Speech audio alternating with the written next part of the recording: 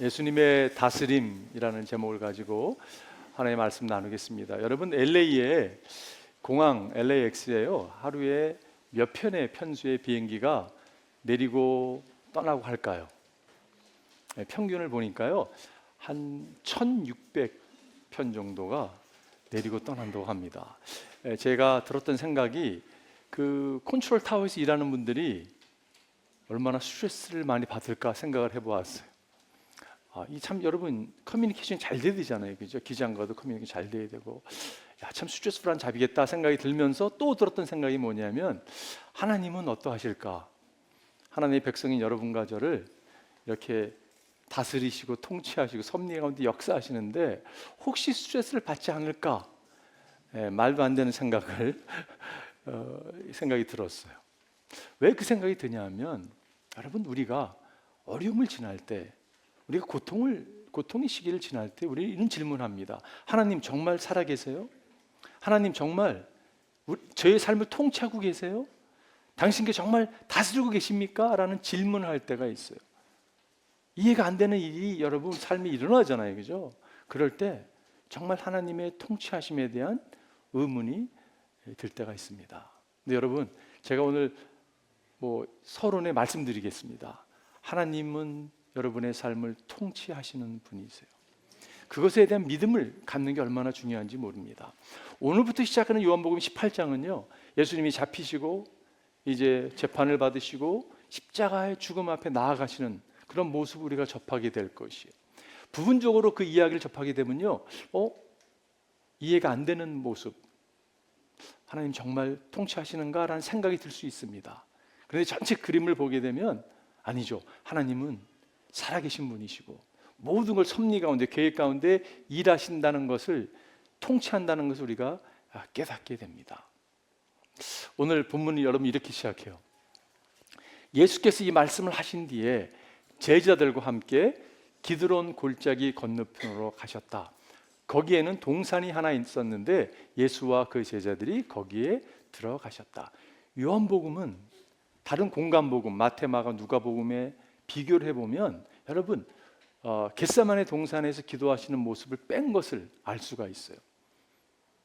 이게 의도적이었다라는 생각이 들 정도로, 겟세마네 동산을 표현하기보다는 여기서 기드론 골짜기라는 표현을 하고 있는 것을 보게 됩니다. 기드론 골짜기는 어떤 곳이냐면요, 여러분, 이것이 왕의 골짜기라고 일컬음마 되었던 골짜기였어요. 이스라엘의 통일 왕국 일대 왕이 다윗이잖아요, 그죠? 다윗이 아들 압살롬이 반역을 일으킵니다. 여러분, 아들에게 몸을 피해서 눈물을 흘리면서 지나던 곳이 기드론 골짜기였어요. 그는 왕이었고 메시아를 예표하는 인물이었습니다. 그가 눈물을 흘리며 지나던 그 골짜기, 그곳에서 지금 메시아를 상징하는, 메시아이신 예수 그리스도께서 그곳에서 기도하시는 모습을 보여주시죠. 역사를 보게 되면 유대 왕들이 여러분 이 기드론 골짜기에서요 종교 개혁을 일으켰던 것을 알 수가 있습니다. 우상들을 불태웠던 곳이 이 기드론 골짜기예요. 예수님께서 이 기드론 골짜기에서 여러분 사탄의 머리를 밟아버립니다. 저는 그 패션 오브 크라이스트라는 영화 가운데 가장 제 마음에 이렇게 확 다가왔던 장면이 뭐냐면요, 겟세마네 동산에 예수님이 기도를 드리시고 나서 딱 일어나시더니 뱀의 머리를 밟는 장면, 여러분 기억하는지 모르겠어요? 와, 파워풀한 거예요. 그리고 그곳은 요엘서에 보게 되면 여호사벳 골짜기라는 이름으로 표현하고 있지만 성경학자들은 그곳이 기드론 골짜기라고 이야기를 합니다. 그곳은요 최후의 심판을 정해놓은 곳이에요. 그곳에 예수님은 기도하셨어요. 최후의 심판을 벌써 내리셨다는 것을 우리가 알 수가 있어요. 여러분, 이 한국 성경에 보게 되면 이 말씀을 하신 뒤에라고 얘기하고 있지만 영어 성경에 보면 when he had finished praying 이라고 이야기하고 있어요. 좀 달라요, 그죠? 어디서 기도하셨다고요? 겟세마네 동산에서 기도했어요. 겟세마네 동산이라는 그 겟세마네라는 곳은요 기름 짜는 곳입니다. 그런 의미가 있어요. 예수님은 겟세마네 동산에서 땀이 피로 변하면서까지 당신을 어떻게 보면 깨트려버리는 그런 기도를 올렸던 걸 알 수가 있어요. 왜 예수님은 그렇게 기도하셨을까요? 여러분, 우리 삶에 예수님은요, 하나님의 뜻을 이루기 위해서 기도를 하셨어요. 그죠? 그냥 당연히 그 길을 가실 걸 아셨습니다. 근데 예수님이 기도하셨어요. 저는 여러분과 저에게 모범을 보여주기 위해서 기도하셨다고 저는 믿습니다. 우리 삶에 어떤 중요한 결정을 내릴 때, 작은 결정을 내릴 때 여러분과 제가요, 하나님께 나아가서 기도하는 거예요. 저는 그 기도하는 모습처럼 아름다운 모습이 없다고 생각이 들어요. 오늘 본문을 통해서 주님께서 나를 통치하시는구나, 여러분과 저를 섭리 가운데 다스리시는구나, 그거에 대한 확신이 여러분과 저에게 오늘 찾아왔으면 좋겠어요. 첫 번째는요, 예수님을 반역하는 사람들도 예수님의 다스림을 방해할 수 없습니다. 여러분, 오늘 본문에 보면 예수님을 반역하는 사람들의 모습이 등장하는 것을 알 수 있어요. 그죠? 3절에 보니까 유다는 로마 군대 병정들과 제사장들과 바리새파 사람들이 보낸 성정 경비 병을 데리고 그리로 갔다. 그것은 등불과 횃불과 무기를 들고 있었다. 예수께서는 자기에게 닥쳐올 일을 모두 아시고 앞으로 나가서 그들에게 물으셨다. 너희는 누구를 찾느냐? 여기서 보면 유다가, 여러분, 유다가 예수님께 다락방 강화를 하는 도중에 나가잖아요. 그죠? 그래서 그가 데려온 사람이 로마 군병들이었습니다. 그리고 종교인들이었어요. 이 로마 군인과 종교인들은요, 물과 기름 같은 사람들이에요. 절대 섞이지 않는 사람들입니다. 그런데 진리에 대해서는요, 예수에 대해서는요, 연합해서 반박합니다. 여러분, 오늘날도 보게 되면요, 이런 일들이 많이 일어나는 걸 알 수가 있어요. 예수님에 대해서 막 세상이 연합해서 공격해오는 모습을 사실 보게 됩니다. 근데 여기서 보십시오, 여러분. 그들이요, 평범한 예수, 목수 출신의 예수를 잡는다고 등불과 횃불과 무기를 들고 왔어요. 재밌지 않습니까, 여러분? 그런데 예수께서는 자기에게 닥쳐올 일을 모두 아시고라고 말씀하고 있어요. 예수님은요, 모든 걸 아셨습니다. 반역하는 사람들, 그들의 반역에도 불구하고 주님은 당신의 뜻을 통치하심으로 역사하는 것을 알 수가 있어요. 여러분, 제가 이 말씀 묵상하다가 떠오르는 찬양이 있었어요. He knows my name. 나를 지으신 주님, 내 안에 계셔. 처음부터 나의 삶은 당신의 손에 있었습니다. 그 찬양 가운데 내 이름 아시죠? 내 모든 생각도, 내 흐르는 눈물 그가 닦아주세요. 근데 여러분, 그 2절 후반절에 보면 내 이름 아시죠? 내 모든 생각도 아바라 부를 때 그가 들으시죠. 여러분과 제가 예수님을 하나님 아버지라고, 아빠라고 믿고 의지하고 결단 내리는 순간부터 여러분과 저는 그분의 자녀입니다. 그리고 우리가 아빠라고 부를 때 우리의 영적인 아버지는요, 우리의 말에 귀를 기울이시는 분이세요. 여러분, 하나님이 여러분과 저를 아세요. 저는 그 표현 자체가 그냥 은혜가 되더라고. He knows me. 나를 나보다 더 잘 아시는 주님. 오늘도 그런 찬양을 드렸는데 예수님이 여러분을 알고 계세요. 그럼에도 불구하고 너무 사랑하세요. 여러분, 종교인들이 왜 이렇게 예수님을 이렇게 반역을 했을까요?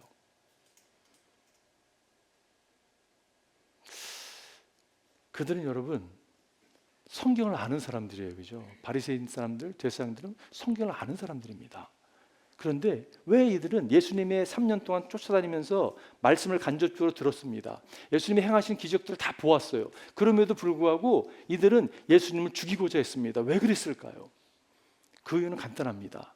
예수님이 그들의 위치, 포지션, 어떻게 보면 그 누리는 유익을 예수로 인하여 뺏길까 봐 두려웠기 때문에, 쉽게 얘기하면요, 영생이 중요하지 않은 거예요.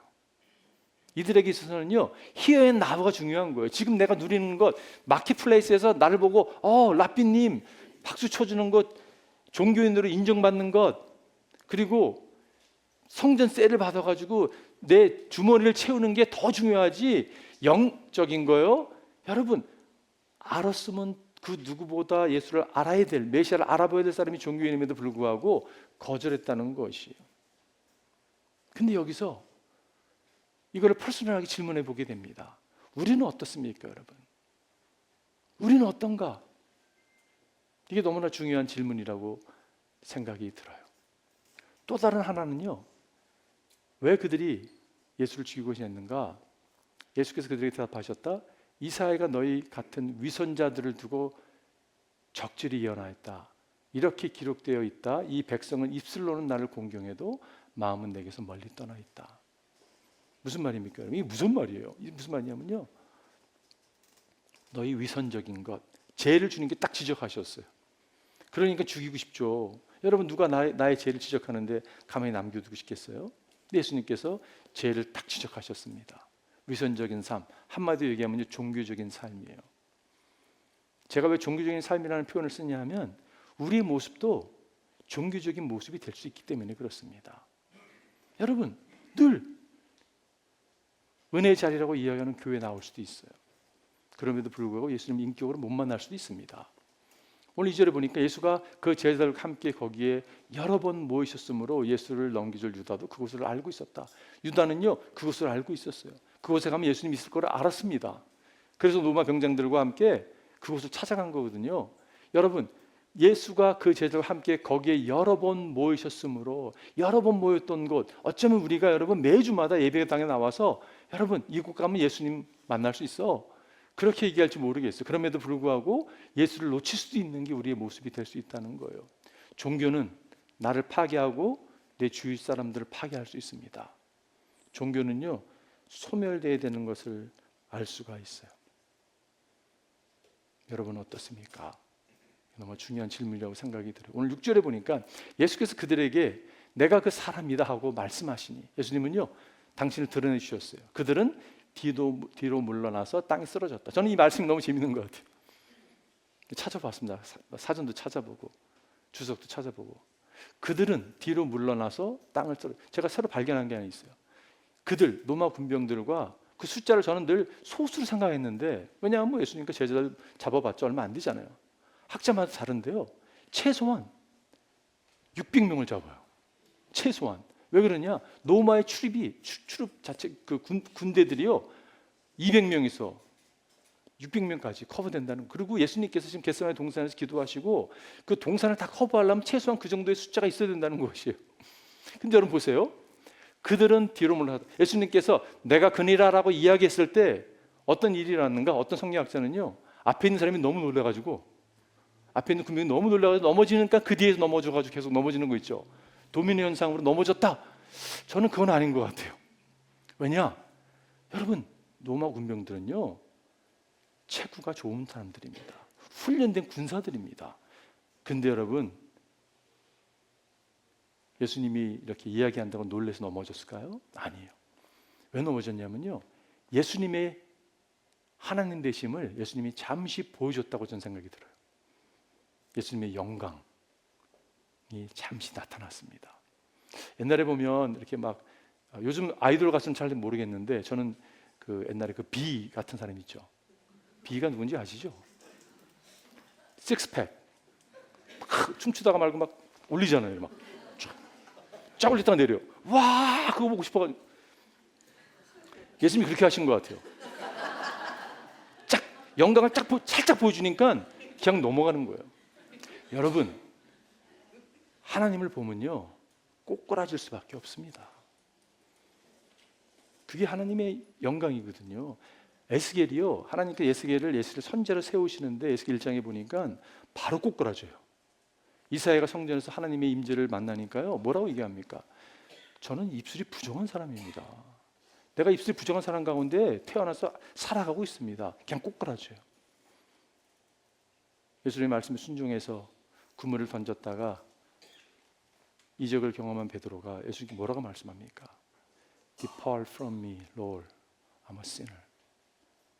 나에게서 떠나십시오. 그리고 그 한 일이 바로 엎드러져요. 하나님의 임재 앞에 나아가면 여러분 꼬꾸라질 수밖에 없는 것이에요.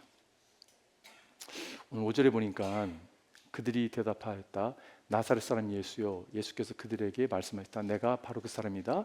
예수를 넘겨줄 유다도 그들과 함께 서 있었다. 저는 이 표현이요, 너무 마음 아팠어요. 이 묵상하다가. 지금 유다가 그들과 함께 서 있습니다. 그들이 누구입니까? 군사들과 함께 서 있는 거예요. 예수를 붙들어야 될 사람과 함께 서 있는 거예요. 지금 11명의 제자들과 예수님 그 반대편에 서 있는 모습이에요. 여러분 어디 서 계십니까? 3년 동안 수없이 예수님 말씀을 접하고 기적을 다 보았음에도 불구하고, 그렇게 매일 그 예수님이 나타나는 장소에 나왔음에도 불구하고 여러분 반대편에 서 있어는 안 된다는 거예요. 그죠? 여러분 어느 편에 서 계십니까? 예수님 반대편에 서 있으면요 위험천만한 일이에요. 여러분과 저 예수님 편에 서 있어야죠. 파리 올림픽을 보면서 저는 우리 한국의 그 양궁 팀 같은 거야. 단체전은요 내 팀메이트 잘해야지 금메달 딸 수 있는 거예요. 그죠? 이번에 농구 미국 팀 보면서, 농구 미국 팀은 12명이 다 슈퍼스타들입니다. 그러니까 이분들이 주전이 나가서 시합을 하고 잠시 브레이크할 때 다른 선수를 내보내도 여전히 최고 선수들이에요. 금메달을 딸 수밖에 없겠죠. 저는 탁구에 관심이 있어서 이렇게 봤어요. 탁구는요 중국이 세계 랭킹 1, 2, 3위가 단체로 나옵니다. 그러니 뭐 어떻게 이기겠어요? 여러분 누구 편에 서 계십니까? 여러분과 제가 예수님 편에 서 있어야 되는 거예요. 두 번째는요, 실패한 제자들도 여전히 예수님의 다스림 아래 있습니다.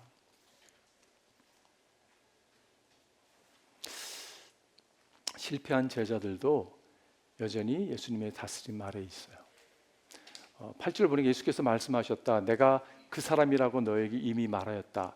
너희가 나를 찾거든 이 사람들은 물러가게 하여라. 저는 이 장면 너무 멋있다고 생각이 들어요. 너희가 찾는 자가 나사렛 예수구나. 내가 그다고. 그럼 나를 잡아가라고. 그리고 제자들은 손 대지 말라고. 여러분 영화 같은 데 보면 이런 장면 나오잖아요. 그죠? 내 부하들은 손 대지 마시오. 당신이 원하는 건 내 목숨 아닙니까?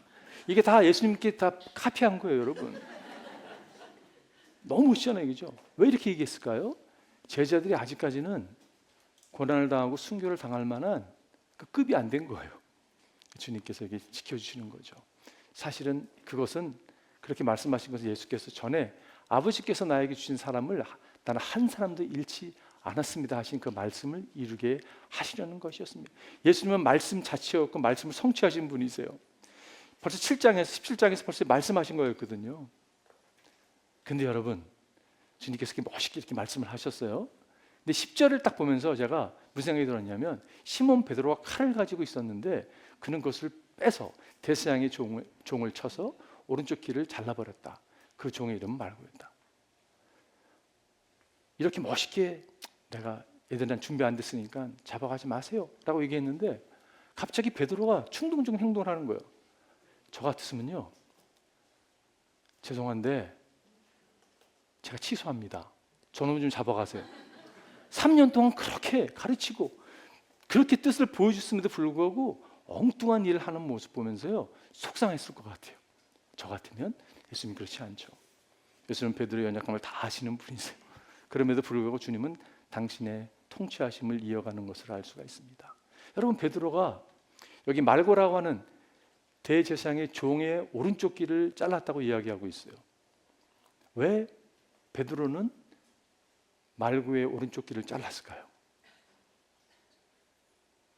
제가 생각하기에는요 제일 만만하게 보였던 것 같아요. 로마 군병들과 어떻게 싸웁니까 여러분? 베드로가 욱하는 건 있어가지고 그냥 충동적이 있어서 확 한 거거든요. 가만히 보니까 말고가 제일 만만한 거예요. 근데 여러분 왜 오른쪽 귀를 잘랐을까요? 칼을 이렇게 됐으면 왼쪽 귀가 잘릴 게 당연할 것 같은데 오른쪽 귀를 잘랐어요. 왜 그랬을까요? 그건 모르죠, 그죠? 어느 학자들은 베드로는 왼손잡이였다라고 얘기하는 분도 계세요. 뭐 그렇게 볼 수도 있겠죠. 그리고 베드로는 오른손잡이인데 칼을 딱 뽑는 순간 말고가 놀래가지고 돌아섰다.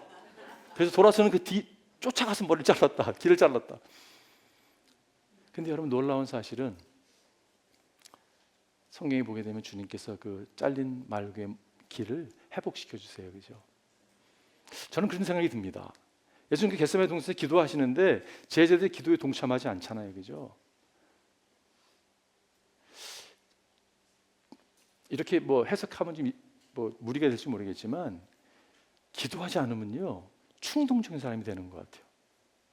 여러분 모르겠지만 저는 그럴 때 있더라고요. 내가 기도하지 않잖아요. 이 우라가 치밀어 올 때가 많아요.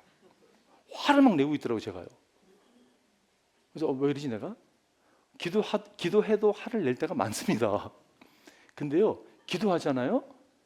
이 약간 좀 셀프 컨트롤이 되는 것을 보게 돼요. 근데 기도하지 않으면요 충동적인 사람이 돼서 실수하는 것이 우리의 모습이 아닌가라는 생각을 하게 돼요. 기도하는 게 너무 중요하다는 생각을 갖게 됩니다. 베드로는 실수했어요. 그죠? 그런데 주님께서 말구의 길을 만지십니다. 누가복음 보니까 예수께서 말씀하시기를 그만해 두어라 하시고 그 사람의 길을 만져서 고쳐주셨다. 여러분 기가 잘려 나갔어요. 그죠? 예수님이 제가 상상했던 게 뭐냐면 길을 주셔가지고 흙이 묻었을 거 아니에요. 그죠? 털어서 말구에 길에 탁 붙여줬을 것 같아요. 그 생각을 많이 했는데 이 말씀을 보면서 아니다. 주님께서 잘린 길을 쫙 만졌어요. 근데 기가 싹 자라나지 않았을까? 이거는 저희 상상입니다, 여러분. 이 말씀을 기초해 보니까 그랬을 것 같아요. 그러면서 떠올랐던 찬양이 하나 있습니다. He touched me라는 찬양이에요. 옛날 찬양이에요. 근데 제가 오늘 사실 이 말씀을 준비하다 그 찬양을 여러 번 들었어요. 근데 들을 때마다 은혜가 있었어요. 그래서 여러분에게 잠시 쉬어가는 차원에서 2분 58초 정도 되는 영상을 보기 원해요. 가사가 나오는데 영어 가사 심플합니다. 그래서 번역을 하지 않았어요. 우리가 무거운 삶의 짐이 묶여있던 사람인데 그것은 죄와 우리의 수치로 인하여 묶여있던 사람인데 주님을 갖다 만지심으로 타치했다라는 그러한 찬양이에요. 우리 한번 오래된 찬양이지만 같이 한번 보면서 하나님의 음성이 우리가 한번 들려주기 바랍니다. 여러분 예수님이 말고를 만지셨어요. 그죠? 요한은 왜 요한복음에 말고라는 사람이 이름을 기록했을까요? 다른 공간복음에는 나오지 않는데 아마 여러분 성경은요 그 아이위트니스들이 많았습니다. 이게 역사적인 사실이기 때문에 픽션이라면 여러분 뭐 이름을 뭐 넣고 안 넣고 할 수 있겠지만 사람들이 알고 있는 거예요. 정말 저는 말고가 예수님의 타치를 경험하고 초대교회의 성도가 됐다고 저는 정말 말씀 묵상하면서 그렇다라는 생각이 들어왔어요. 여러분 주님은 우리를 만지시는 분이세요. 그리고 주님은요 인내하시는 분이세요. 주님의 만지심을 받았음에도 불구하고 실수투성이인 베드로처럼 그럼에도 불구하고 주님 우리 사랑하세요. 인내하세요. 그리고 오늘도 우리를 타치하시는 분이십니다. 그분을 여러분과 저 놓치지 않기를 바라요. 마지막 세 번째는요 예수님은 모든 상황을 다스리시며 우리를 대신해서 자신을 희생 제물로 내어주십니다. 예수님은 모든 상황을 다스리세요. 그 말은 여러분과 제가 처해 있는 상황 주님이 알고 있고 다스리고 계신다는 말씀이에요. 오늘 다시 1절을 보게 되면 예수께서 이 말씀을 하신 뒤에 제자들과 함께 기드온 골짜기 건너편으로 가셨다. 거기에는 동산이 하나 있었는데 예수와 그 제자들이 거기에 들어가셨다. 여러분 성경에 나오는 동산, 겟세마네 동산을 표하고 있는데 성경에 여러분 동산을 떠오르는 동산이 있지 않으세요? 에덴 동산이 있어요. 그죠? 에덴 동산은요 불순종을 상징하는 동산이 되어버렸습니다. 근데 겟세마네 동산은요 순종을 상징하는 동산이 되었어요. 에덴 동산은 죄, 실패, 생명을 잃어버림의 상징이 되었다면 겟세마네 동산은요 생명을 회복되는, 생명을 허락하시는 그러한 동산이 된 것을 알 수가 있습니다. 왜 이것이 가능했을까요? 그거를 가능케 하신 분이 하나님이시기 때문에 그렇다는 것이요.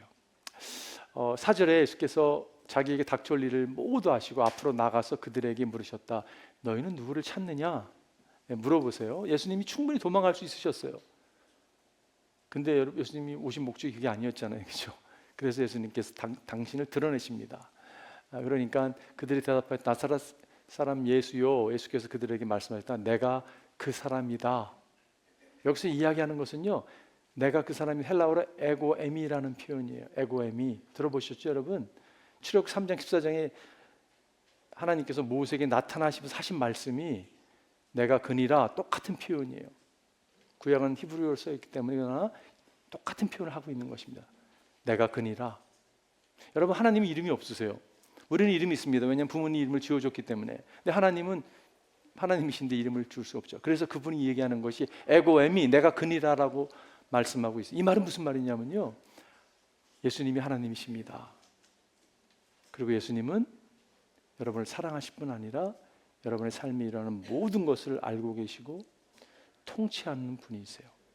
이것에 대한 믿음을 여러분과 제가 절대 놓지 않기를 바라요. 제가 오늘 우리가 비디오도 봤는데 제가 찬양팀에게 설교 아직 안 끝났는데 이제 결론 부분 말씀 나눌 건데요. 제가 찬양 하나를 갖다 부탁했어요. God is control한 아주 오래된 찬양입니다. 그래서 우리 찬양팀 나와주셔서 준비해 주시고요.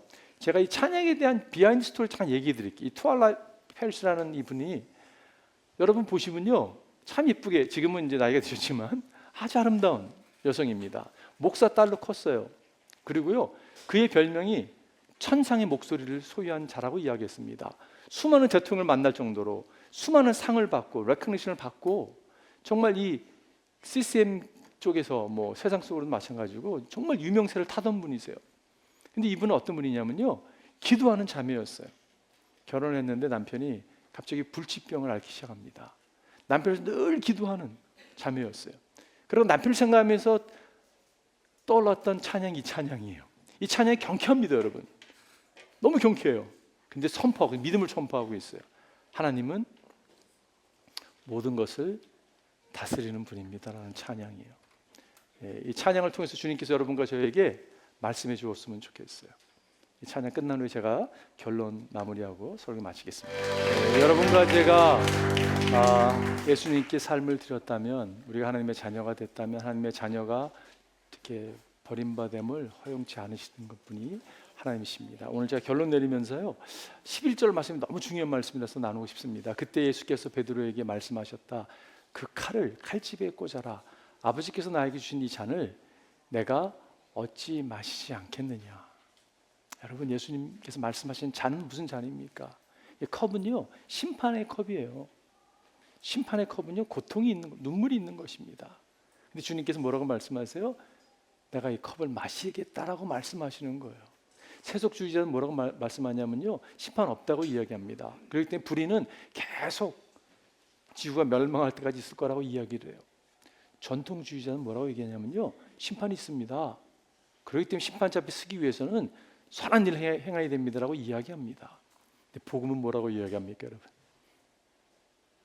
예수님이 심판이 있는데 심판자께서 우리를 대신해 심판을 받았다고 이야기하고 있는 거예요. 여러분, 이게 복음입니다. 그래서 여러분과 제가 하나님 앞에 담대히 나아갈 수 있는 거예요. 어찌 여러분 심판 때에 살아남을 사람이 누가 있겠어요, 그죠? 오직 대신 심판을 주님이 받은 것을 인정하고 믿는 자에게는 하나님 앞에 담대히 나아갈 수 있는 것이에요. 이 축복이 여러분 우리에게 있습니다. 그래서 우리가 고백할 수 있는 거예요. Yes, He is in control. 하나님이 통치하십니다. 기도하겠습니다.